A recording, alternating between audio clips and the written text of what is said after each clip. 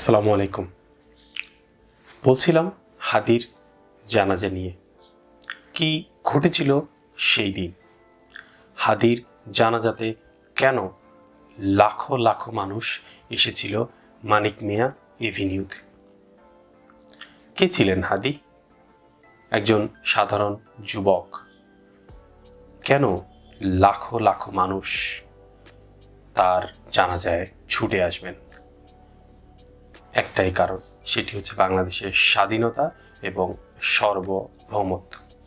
যারা বাংলাদেশের স্বাধীনতা এবং সার্বভৌমত্বকে ধ্বংস করতে চায়, যারা বাংলাদেশকে একটি করত রাজ্যতে পরিণত করতে চায়, তাদের জন্য একটি জ্বলন্ত উদাহরণ হাদি। হাদির জানাজা কি বার্তা দেয় আমাদেরকে?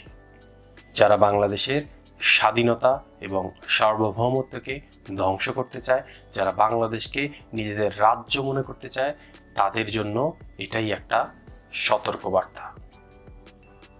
যুগে যুগে হাদিরা আসবে, যারাই বাংলাদেশের বিরুদ্ধে ষড়যন্ত্র করবে তাদেরকে প্রতিহত করার জন্য। আমরা আজকে যারা বাংলাদেশের যারা তরুণরা আছি, যুবকরা আছি, তারা এই বিষয়টি খুব ভালোভাবে অনুধাবন করি। যারা হাদিকে মেরেছিল সেই দিন, তারা ভেবেছিল এক হাদিকে যদি মেরে ফেলি তাহলে বাংলাদেশের হয়তো স্বাধীনতা শেষ, বাংলাদেশের স্বাধীনতার পক্ষের শক্তি শেষ, তারা দমিয়ে যাবে। কিন্তু তারা কখনো ভাবতে পারেনি যে মানুষ জ্বলে উঠবে, মানুষ এতটা জ্বলে উঠবে যে লাখো মানুষের ঢল নামবে সেই দিন।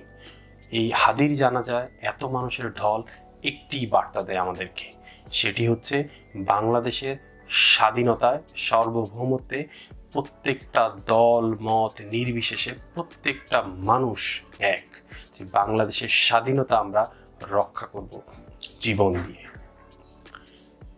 এজন্য যারা বাংলাদেশের শক্তি, যারা বাংলাদেশকে ভালোবাসেন, তাদের আরও ঐক্যবদ্ধ হতে হবে, তাদেরকে কাজ করতে হবে বাংলাদেশের স্বাধীনতা এবং সার্বভৌমত্ব কীভাবে অক্ষুণ্ণ থাকে তার পক্ষে। আজকে যারা হাদিকে হত্যা করেছে তাদের বিচার এই বাংলার মাটিতেই বাংলাদেশের জনগণই করবে। হাদির জানাজা আরেকটি 5ই আগস্ট। যারা সেই দিন জানাজায় গিয়েছিল তারা দেখেছে লাখো মানুষ সেদিন রাস্তায় নেমে এসেছিল। 5ই আগস্ট যেমন লাখো লাখো মানুষ রাস্তায় নেমে শেখ হাসিনার বিদায় নিশ্চিত করেছিল, ঠিক তেমনি আরেকটা 5ই আগস্ট হয়েছে সেই দিন।